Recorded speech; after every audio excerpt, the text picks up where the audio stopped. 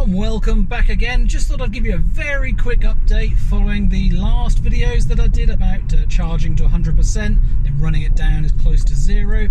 Basically for the last 5 days it's been on charge from solar only, and it's now full up again. So I've now measured how much it takes to refill the tank, refill the battery back to 100%, and it took 63.7 kilowatt hours according to the same EV OBD2 device that I have.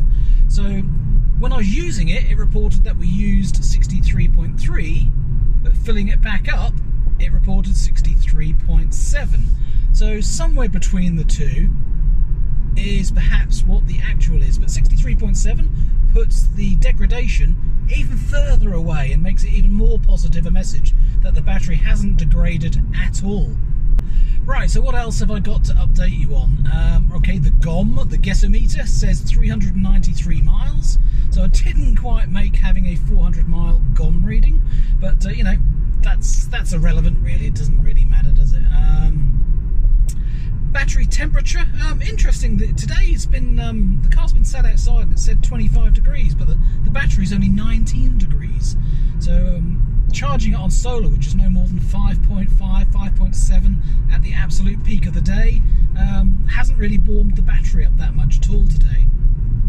So the only problem with charging the car back up to 100% just to measure it is that I've now got a battery that's full, and so I've got to go out for a drive and drive some of that energy off, because I do not want to leave it overnight with such a full battery. So I'm going out for a little bit of a drive anyway, so I thought, you know, I'll do that circuit again that I did to drive the car down to zero, but I'll test what I thought was going to be a good idea for regeneration. I'll get to the downhill bit, which I've got like right here, and I'll accelerate and then pull in the left pedal and brake nice and hard. There's nothing behind, obviously, hence I'm doing it safely. But if I do that a few times, hopefully, even though I'm only allowed up to 70 kilowatts of regen at the moment,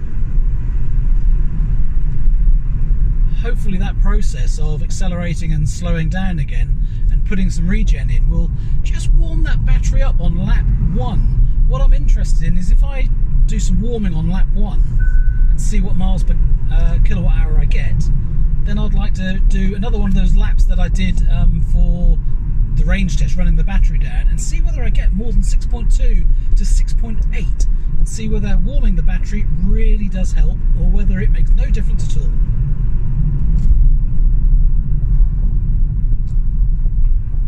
So anyway, it's a bit weird, driving, accelerating and then braking.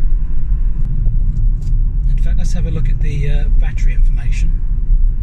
We're down to 99% now. Okay, I've got the actual measurements up now, so if I accelerate quite hard and brake with the paddle again, so it's maximum regen, 85 kilowatts, 75 kilowatts, so yeah, it's putting 75, 85 in. A nice bit of acceleration up to 50 miles an hour, and just braking again, another 80 kilowatts going right in there. Very nice. Very lucky here on this road that there's nothing coming. So last one before a corner. Only 50 kilowatts in that one.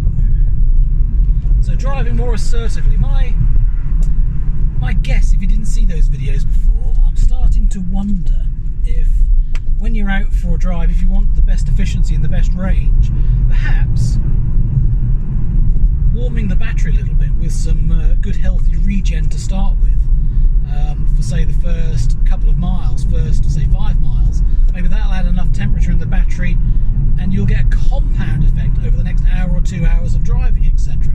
So driving a little bit more assertively on the braking especially might deliver good results in the long run for range, and that's what I'm going to test, just to see whether it's workable or not. Oh, I tell you what, that regen's not very strong now that the battery's quite full. I'm used to it braking a little bit harder. So the first lap completed driving assertively got me to 5.7 miles per kilowatt hour for one lap. The average just clicked over to 5.9 miles per kilowatt hour on the second lap, so I'm getting slightly better efficiency on the second one. So now that I've had 2 laps, 13 miles of only braking assertively on downhill. So if I was to accelerate on a hill and then brake, obviously I'm using a lot more energy to go uphill, so I've been trying to do it and not affect my efficiency, and that was really interesting to see that I could use some regen and do a bit of assertive braking without really impacting my efficiency that much. I think I only got 5.9 miles per kilowatt hour on my first lap last time I did it, and then the second onwards I think I got about 6.2. So it'd be interesting to see whether this time round, this lap, whether I can get it as high as 6.2. Anyway, let's reset the accumulated information and see what we actually get.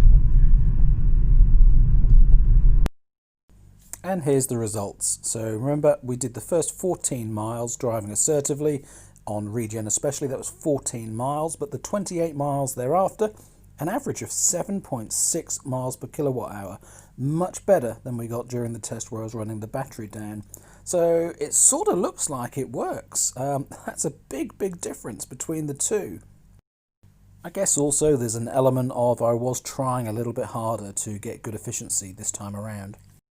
So there's my tip of the day for getting the best efficiency from your EV. Use Regen as much as you can at the very start of your journey. So if you've got a nice downhill, speed up a bit and then brake as much as you can with Regen.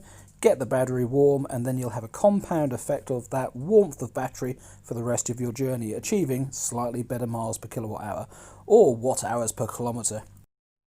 The annoying thing right now, having filled the car up and done this test, 360 miles on the GOM, 28 miles driven on accumulated, and 14 miles driven before I reset it. That's over 400 miles. If I kept going, I could achieve 400 miles on one charge, but no, I'm not doing it again. As always, thanks for watching everyone, and see you again on the next video. Bye for now.